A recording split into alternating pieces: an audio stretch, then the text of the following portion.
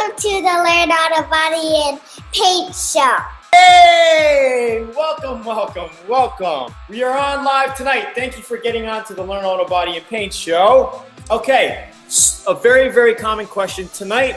We're going to talk about what parts or trim you should remove when painting a car, and I'm going to give you some ideas and some reasons why you might want to not worry about it and leave them on or take them off. There's a lot of situations and it all really depends, okay? But before we get into the main show tonight, I'm going to show you stuff on my truck tonight. Just type in the chat if this is your first time watching. I just want to see first timers on here. How many of you guys in here are kind of wondering how far to go when disassembling your car? What parts to take off? So let's get into the little project here. Check it out. Let's get into some meat of the content and then we'll do some quick Q&A.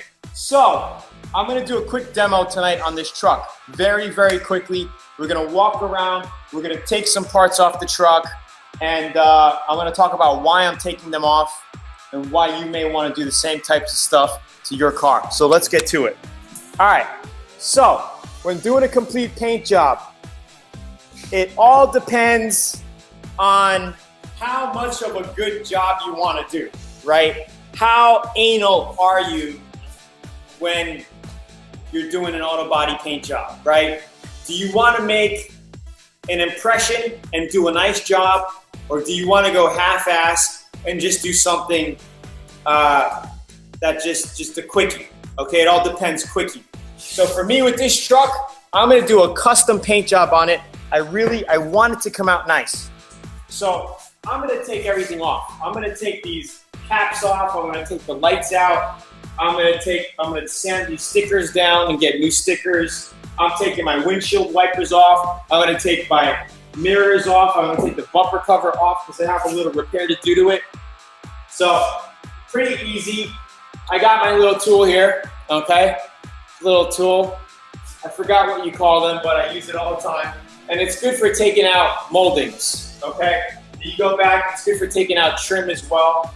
Go in the back here, and you just pop it, okay? And you can pop it on the sides here. Everything is all basically on with clips. Show you how this looks here. We'll take it off. Okay, so we got our marker light connected to it here in the back, okay? And everything's on by these little clips here. You can see these little clips, okay? They just snap on. Sometimes you will break them. Sometimes they will break. And that's part of the process. Sometimes there's nothing you could do. You got to pull them off and they break off. So if they break off, you just got to buy new clips, snap them back in here, and then you're good to go again. Let's see if I could take one of these off to show you. Okay. So you could buy these clips. You go to the dealer, you could buy them. You could check on eBay, check on Amazon, you could buy them, okay? And then you could just snap them back on, and then they just snap back on. Pretty cool. So we're gonna show them the mirror here. And take off the mirror quickly. Okay? And what I like to do is I will take off the parts like this. And parts like this, if you wanna custom paint them, you could absolutely sand them, primer them, and custom paint them to the same color of the car if you want to. Or you could paint them another color, totally different, okay? So Maya, please put that in the truck for me on the seat. And these screws, you could always put these in a little container, or you could just put them back in for now. I'll just screw them in. And then I'll just paint them as well, because you're not gonna see them. Another thing I usually take off if I'm doing a complete paint job are these molding weather strips here for the window. So I roll the window down, okay? And these, they usually just snap. They snap up. Okay, so if I do a quick pull here, boom, they snap out. This is the inside molding here, okay? I'm gonna go ahead, I'm gonna take the outside out. They just snap. Sometimes you'll have a screw at the very end. From the inside, you'll have a screw. Okay? If you want to get a nice paint job, it's good to take these off. So you can see that sometimes these things are on really well. And I did scratch up in here to get them out. but you're not gonna see that when you paint it. Yeah. This is all gonna be covered. What I did was, I thought she had us on video. I had to go underneath here like this, and then I hit it like this. Boom. I had to do that a couple of times to break it off, but you can see that we're all good here. The stripping is out, and I like to take them out. This way, when we're doing our body work and when we're sanding, we can easily mask off from the inside, paint it, and it's gonna look nice when we put them back.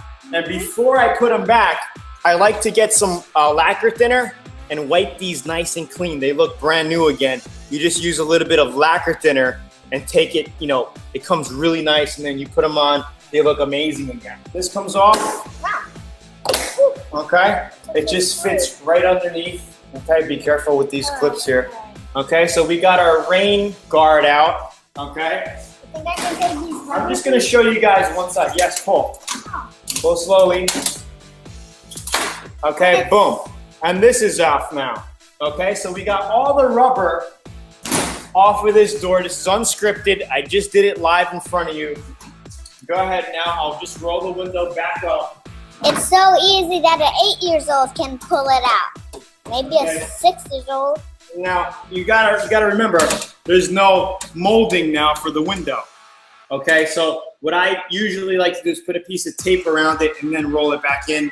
But now there's no molding here. The handle is gonna stay. I'm not gonna take the glass out of the door. I'm not gonna worry about the glass.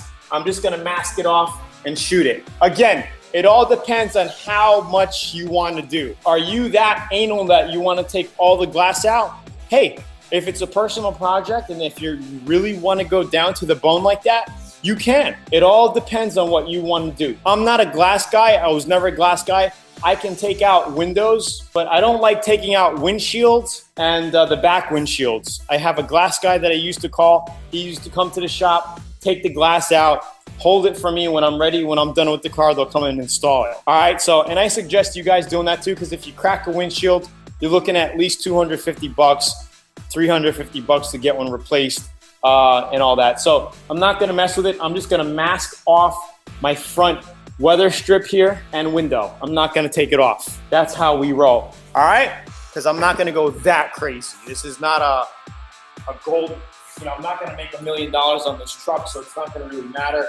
It's a personal truck for me. Go like this, okay? Give it a tug or two, and you take your windshield wiper off, put the bolt back on. You could get a piece of tape, put it on here, mark it, passenger side. I usually put a P and a D. This is a right-hand drive, this side, so this would be my passenger side on the left side here. I got my little tape roll here, check this out. I need a marker. Go get a marker over there. It's on the table. So I will go like this, and I will just put a P here really quickly, so I know. And when I'm done, I'm actually gonna paint these like a nice flat black. Tony, what is the difference between lacquer thinner, mineral spirits, paint thinner, and acetone? I use paint thinner to clean a hood before painting finish look brushed on. Okay, paint thinner sucks. Paint thinner is for house paint. You don't want to use that stuff. Mineral spirits sucks. There's no real lacquer in it to really wipe off paint or do anything. That stuff is good to mix with Rust-Oleum paint if you want to thin out paint. Mineral spirits, that stuff is garbage. Acetone is used to make ice. I don't use acetone for anything. You want to use lacquer thinner to clean out your spray guns, clean your hands with it to some extent. But you want to use lacquer thinner to take off glue on panels. Lacquer thinner is the stuff you want to use. It's strong and it's useful. What parts or trim should you remove when painting a car? It all comes down to personal preference. How much of a nice paint job do you want to do? Obviously, the more stuff you take off, the less you have to be tedious when masking. The nicer the paint job is going to come out, because you're not going to have to worry about getting overspray on your trim or lights or any of that stuff. So I'm going to be taking the front bumper cover off. The lights are going to come out. My lights are going to come out. My corner lights are going to come out from the front bumper cover. I got to do some body work to this bumper. You can see the bottom was cracked here. We're gonna show you exactly step by step how to repair cracks like this and fix this. Big, huge scuffs like this could be easily sanded smooth with 80 grit, coated with a little bit of body filler Bondo, refinished, and made look like new again. Okay, we have a little scraping down here, not a problem. We have a little dent here. This front piece is gonna come off. I don't know what color I'm gonna paint it, probably black. I did some little flame graphics here on the side. What do you think? Should I do some flames on this thing? I was thinking of painting, you know, the flames the same color as this light housing here. Maybe like blue with blue flames. I don't know. I don't know yet. But take off what you can, you know? That's basically it. All the rubbers, if you could take out all the rubber moldings if possible, take them off. I'm not taking the back window out, and I'm not taking the front windshield out. That's gonna be masked up because I'm not gonna go crazy with the truck. If it was a classic, different story. That's just a rough idea. You could see here, we took off the grill, we took off the emblem because I'm putting a new emblem here. You know, our marker lights were taken off, our headlights are taken out. This bumper cover was painted separately. This way we could paint all underneath, right? Nicely and even. This overspray here was from the previous painter because this bumper was painted before. This wasn't from me. I had the bumper removed when I did it. You know, so that's pretty much it. All right, guys? So I hope you enjoyed the little show tonight. What PSI to shoot epoxy primer? It depends on how thick it is. Usually you want to see how it's shooting out. So you could be shooting from 20 PSI, from 18 PSI to 28 PSI. I don't know how thick your primer is, what tip size you're using. It's all gonna depend on that. David, you have 3 options. You could do interior and door jambs one day, paint and clear it, and you're done. And then do the outside another day. That's one way.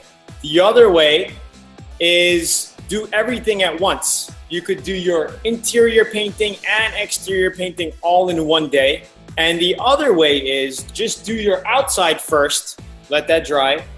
And then the next day you mask it off and you just do the interior, the door jambs, under the hood, under the trunk, and all that. Come on, we gotta get to 100 people tonight. I know, I really want to. 100 people watching tonight. Oh, if you're doing like a metallic paint job or a candy paint job, it's best to have all of your panels on the car, okay? You don't want to paint the car in pieces when you're doing custom colors because you may end up with different colors. You know, you're not gonna have an even shot. That's the deal. When you're doing candy, make sure even if you're doing like a custom body kit color, you wanna make sure those panels are on the car, one piece. This way, when you're doing your custom color, it's on. If you're doing like a solid color, nothing really custom, you could do it all in pieces, okay? I hope this helps. Does this kind of clear things up for you?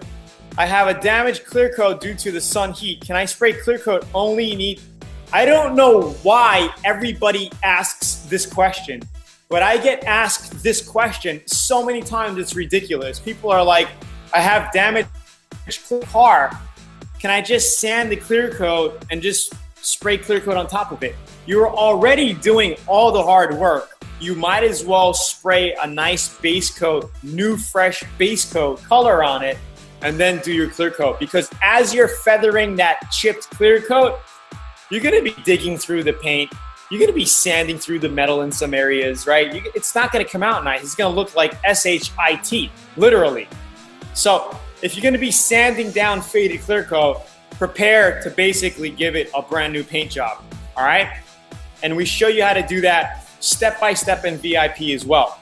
How many days to wait for wet sand and buff? I like to wait. It depends.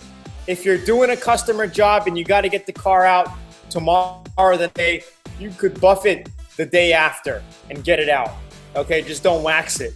Wax, you want to wait at least 2 weeks for the paint to cure. I like to wait a good month because I'm not in a rush with any of my custom paint jobs. I'll wait a month before I color sand and buff it. I painted this last month. I haven't color sanded and buffed it yet. I painted my Miata last year and I haven't color sanded and buffed it yet. I plan to do that within the next couple of weeks. So my Miata has 2 heavy coats of clear on it. I plan to color sand and buff that very, very soon, and it's gonna come out perfect. Thank you everybody for getting on tonight. I appreciate the crowd. I appreciate you getting on. Thank you so much. I do this for all of you out there. Please like, please share, please tell your friends and other family members about the show. Meet us on next week. And yes, they do still make Shopline. Have fun with your strawberries. And we will see you on next week. Please like our videos. Thank you guys. I'll see you at Learn Auto Body VIP.